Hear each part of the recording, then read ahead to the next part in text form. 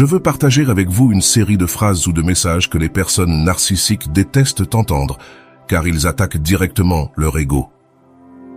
Cela ne s'applique pas à la psychopathie déguisée. Un psychopathe n'en aura rien à faire, mais pour un profil plus narcissique, cela va les rendre hystériques. Ce sont des phrases très simples, rien d'extraordinaire, mais je pense qu'il est bon de les garder en tête, pas pour faire du mal à l'autre personne, mais pour la déstabiliser quand nous sommes l'objet de sa violence. Première phrase. Je ne suis pas responsable de tes sentiments. Elle est aussi très utilisée par les profils narcissiques. Je ne suis pas responsable de tes sentiments. C'est bien que tu te sentes ainsi. Tu es libre de te sentir comme tu le veux, mais je n'ai rien à voir avec ce qui t'arrive.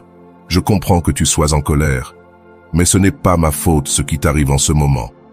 Les narcissiques utilisent beaucoup cette phrase. C'est un de leurs classiques, mais ils détestent quand on leur dit. Ils vont frapper là où ça fait mal, te pousser petit à petit, te titiller jusqu'à ce que tu atteignes tes limites, et quand tu craques parce que tu n'en peux plus, ils sortent cette phrase comme si de rien n'était. Et ensuite, cette personne passe 10 minutes à te poursuivre, à te crier dessus dans toute la maison. Tu ne sais même pas très bien ce qui se passe.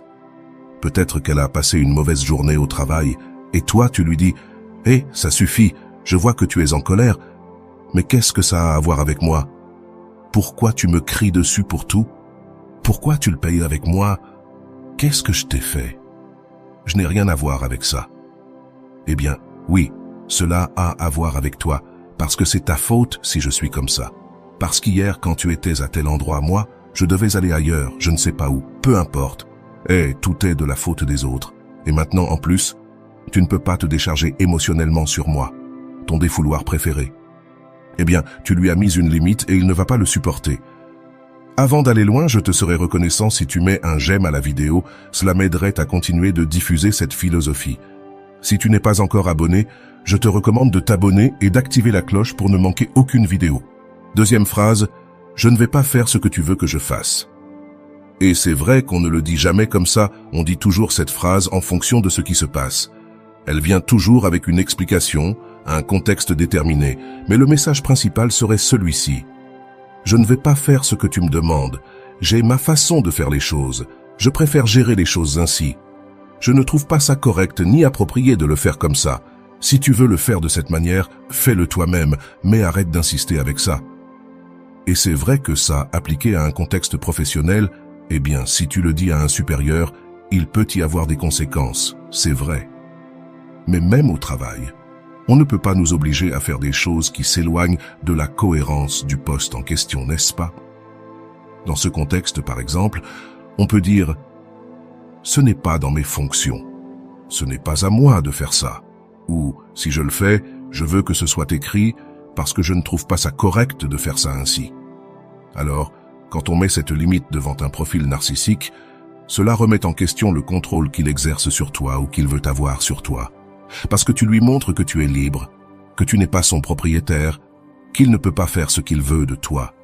Et ça l'agace, parce que tu es un sujet, tu lui appartiens. Tu existes pour satisfaire ses demandes. Il t'a choisi pour ça, et il passe beaucoup de temps à créer des récits et à t'installer dans un type de relation pour te soumettre à ses caprices. Et puis, tout à coup, tu lui dis « Non, je ne vais pas faire ce que tu me demandes. » À un profil déguisé, ça lui sera égal. Il va retourner la situation comme il veut, par séduction, par compréhension, pour que tu aies l'illusion fausse de que tu es maître de ta vie. Et puis, il cherchera plus tard à punir ta rébellion pour que cela ne se reproduise plus. Mais un profil narcissique, lui, va exploser de colère. Il ne le supportera pas, même si tu le dis de manière tendre et amoureuse. Regarde, ce week-end, je ne vais pas voir ton père. On a passé toute l'année à y aller chaque week-end, et bon, je vais faire un peu de sport. En plus, cela fait longtemps que je n'ai pas lu un livre et ça me tente d'aller à la plage lire. Si ce qui suit est une explosion de rage, de victimisation, de manipulation, de chantage émotionnel, alors ce que tu as devant toi n'est pas sain. Troisième phrase. Ça suffit. Je ne veux plus parler de ce sujet. Je ne veux plus en parler. J'ai besoin de temps pour réfléchir. Je considère cela comme terminé. Cette conversation, cette réunion, cette discussion, ces personnes peuvent passer des milliers et des milliers d'heures à répéter la même histoire, encore et encore. Tu peux arriver un après-midi à 17 heures et continuer à tourner en rond, et il est 4 heures du matin et elles sont toujours là à parler de la même chose. Et au final, quand tu es devant quelqu'un qui entre dans une boucle de cette manière insistante, que ce soit une boucle narcissique ou une boucle névrotique, il faut l'arrêter. Parce que si ton esprit essaie de suivre la conversation, ce que tu vas obtenir, c'est de la confusion, et tu finiras par donner raison à cette personne. Tu lui diras oui pour qu'elle se taise, car c'est ce qu'elle veut. Ta soumission, que tu dises désolé, que tu prennes la responsabilité de quelque chose que tu n'as jamais fait. Alors, si tu entres dans ce cercle, il y a un moment où tu ne sais plus où tu es, ni qui tu es, ni quelle heure il est, ni de quoi tu parlais même. Tu veux juste que cela se termine une bonne fois pour toutes, pour pouvoir dormir, pour pouvoir te reposer. Alors tu dis à cette personne, oui, tu as raison, je suis la pire personne du monde, c'est de ma faute, je n'aurais pas dû faire cela. Pardonne-moi pour qu'elle se taise. Mais il y a une alternative, et c'est de dire, ça suffit. Je ne vais plus tourner autour de ce sujet. Je n'ai pas à être ici avec toi à écouter tout cela. Et si la personne ne respecte pas cela, il faut partir de là, poser une limite physique. Et c'est une phrase que beaucoup utilisent quand tu leur demandes des explications sur quelque chose que tu crois qu'ils sont en train de faire. Je n'ai pas besoin que tu me donnes la permission de faire les choses. Aujourd'hui, dans les relations sentimentales, on se retrouve avec des dynamiques très immatures, très infantilisées, où l'une des deux personnes doit demander la permission pour faire les choses, pour éviter le malaise, la colère, la discussion. Dans une relation entre deux personnes mûres et cohérentes qui se connaissent déjà et se sont acceptées, il n'est pas nécessaire de demander la permission. On parle des choses, il y a une compréhension, un équilibre, on donne une compréhension, une responsabilité mutuelle. Mais dans les relations basées sur le pouvoir, il y a une personne soumise et une autre qui domine, une qui demande la permission et une autre qui l'accorde, un papa ou une maman avec un enfant. Et cela crée des problèmes pour chaque décision, pour chaque chose, pour de petits mouvements de la vie quotidienne, simples, basiques. Si tu ne demandes pas la permission, il y a un problème, car devant toi, tu as quelqu'un qui veut tout contrôler, et les narcissiques sont souvent ainsi. Parce qu'ils ont été élevés dans le paradigme de l'obéissance, tu dois me satisfaire, tu existes pour satisfaire mes désirs. Les parents narcissiques voient leurs enfants comme des objets qui sont nés pour les satisfaire dans toutes les facettes de leur vie, et ils font la même chose avec les amis et les partenaires. Bon, communiquer à ton partenaire ce que tu vas faire n'a rien à voir avec demander la permission. Et je le dis parce qu'on peut parfois confondre cela. C'est normal de communiquer ce qu'on va faire, car c'est une relation de couple. Sinon, chacun irait de son côté, et ce serait tout. Pour pouvoir planifier les choses, il faut en parler. Je parle de cette sensation de devoir demander la permission pour tout, parce que sinon, il y a un problème, par peur des représailles. Alors, quand tu dis cela à un profil comme celui-ci, tu lui dis en face, tu ne me contrôles plus. 5e phrase, j'ai besoin de mon espace. Il me faut du temps pour moi. Il est nécessaire de prendre du recul pour réfléchir à ce qui m'arrive en ce moment. Un profil narcissique ne laissera pas cela se produire. Il ne laisse pas d'espace. Il ne laisse pas de temps pour la réflexion. Il veut que tu restes là, dissocié, confus. Te donner cet espace, c'est te donner la possibilité de prendre conscience de tout ce qui se passe. C'est pourquoi, face à cette phrase, ce qu'il fera, c'est augmenter l'intensité, la vitesse, les initiatives, le victimisme, les crises, tout ce qui peut fonctionner avec toi. Parce qu'il ou elle sait que si tu prends cet espace pour réfléchir, c'est la fin de la relation ou de la manipulation. De plus, dans leur distorsion, tu leur appartiens. Comment peux-tu te donner un espace? De quoi tu parles? Non. Et ils te diront que oui, que tu peux le prendre, mais ils resteront là, à tes côtés. Ils ne partiront pas. Ils te fixeront du regard. Continue à hypnotiser avec leur présence pour que tu tombes dans l'illusion qu'ils respectent cet espace, mais en étant présent. De plus, nous croyons que ces personnes ne vivent que pour détruire les autres, et ce n'est pas le cas. C'est le problème. S'ils ne vivaient que pour détruire les autres, cela nous serait très facile et nous partirions de leur côté. Mais le sujet est qu'ils s'adaptent beaucoup. Ils donnent, ils prennent, ils donnent, ils prennent. Ils te font ressentir des choses merveilleuses qui te font halluciner, puis ils te punissent et te les prennent. C'est cela qui accroche. Ne pas savoir que tu peux ressentir autant avec cette personne parce qu'ils peuvent te faire croire qu'ils ont un tas de points positifs. C'est pourquoi cette phrase est si importante, car si quelqu'un, aussi bien qu'il te fasse ressentir, t'empêche parfois de prendre de l'espace, du temps pour toi, cela signifie qu'il ne s'intéresse pas à ce que tu réfléchisses. Et là, quelque chose se passe. La réponse d'une personne saine serait, bien sûr, prends ton temps, celui dont tu as besoin. Fais ce que tu dois faire pour être bien.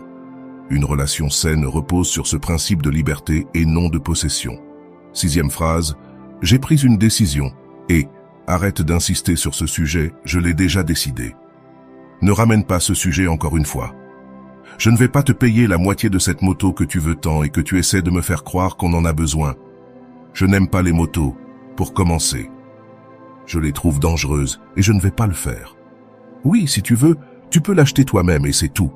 Et cette personne sera là, comme un chat affamé, insistant. Non, mon chat Moshi a de l'anxiété alimentaire. Il a presque 18 ans, c'est un vieux. Et il est tellement insistant qu'à la fin, il faut lui donner quelque chose. Parce que sinon, il ne te laisse pas vivre. Il te mord, il te griffe, pauvre petit. Je ne le compare pas à un narcissique, loin de là, mais c'est l'exemple qui m'est venu à l'esprit.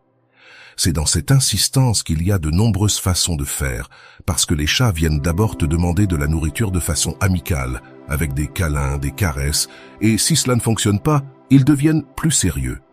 Ils te griffent, ils te mordent, ils font pipi sur le canapé parfois, comme pour dire « c'est moi qui commande, tu vas faire ce que je veux, tu n'es pas mon maître, c'est moi ton maître ». C'est un peu comme ça les chats, non? J'adore les chats, j'adore tous les animaux. Mais la guêpe asiatique, je pourrais m'en passer sans problème. Je suis sûr qu'elle a une fonction dans l'équilibre de l'écosystème terrestre, mais il y en a trop, comme les narcissiques. Il y en a trop déjà. Si les nouvelles recherches situent le pourcentage actuel de narcissiques, pas avec le trouble en tant que tel, j'espère, mais avec des traits très marqués qui empoisonnent, et le secteur de la politique, de l'art, des affaires, est même plus élevé. Et c'est de la folie. C'est quelque chose de très grave maintenant.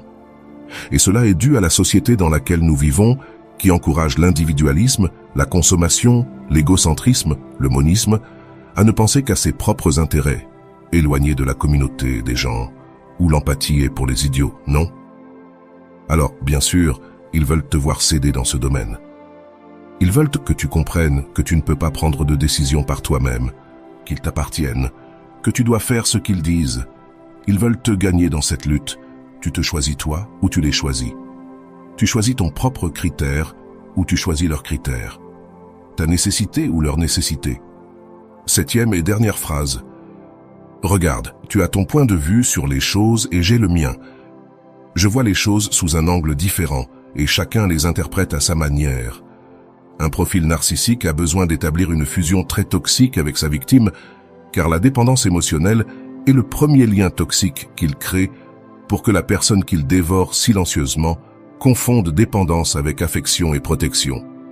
Donc, ils ont besoin que ton point de vue se modèle sur le leur, sur toutes les choses, car différer brise cette fusion dont ils ont besoin. Pensez qu'une personne avec un trouble de la personnalité narcissique ou avec des traits très marqués a vécu un processus de séparation avec sa mère. Surtout, assez traumatique. Ils n'ont pas vécu correctement le processus d'individuation. Beaucoup ne savent pas où finit leur mère et où il commence. Et ils font la même chose avec les autres personnes, ils répliquent cela. Tous ne sont pas des projections d'eux-mêmes, qu'ils utiliseront comme des objets associés à leur propre existence. C'est pourquoi ils ont besoin de se fusionner avec leur victime dans cette phase de séduction initiale si puissante. C'est pourquoi ils ont besoin que l'autre personne partage les mêmes points de vue à cause de ce problème de séparation de l'enfance qu'ils essaieront de briser avec les millions de conflits qu'ils inventent. Tu dois penser comme lui ou comme elle, sinon il ou elle entre dans une crise de séparation. Toute règle projetant en toi le rejet de sa propre mère. Il doit entrer dans ta tête, dans ton cerveau, te posséder, vivre en toi. Ce subjectif de cette manière. Ils fuient toujours d'eux-mêmes, ce vide qui les relie au néant. Un psychopathe dissimulé fonctionne différemment, il n'a pas autant besoin de cette fusion. C'est pourquoi sa manière de séduire est presque impossible à identifier. C'est un escroc né, mais un narcissique, à un moment donné, tu vois venir. Ce sont comme des adolescents mal élevés et sadiques dans des corps d'adultes. C'est pourquoi le désaccord leur provoque tellement de mal, parce qu'ils l'interprètent comme s'ils ne pouvaient pas fusionner avec toi. Et voilà. Il y a encore plus de phrases que détestent ces profils. Nous les verrons dans une prochaine vidéo. Je peux aussi les partager avec vous. Si tu es arrivé jusqu'ici, merci. Écrivez en commentaire « Je veux plus de phrases » si vous avez aimé cette vidéo. N'oubliez pas de vous abonner.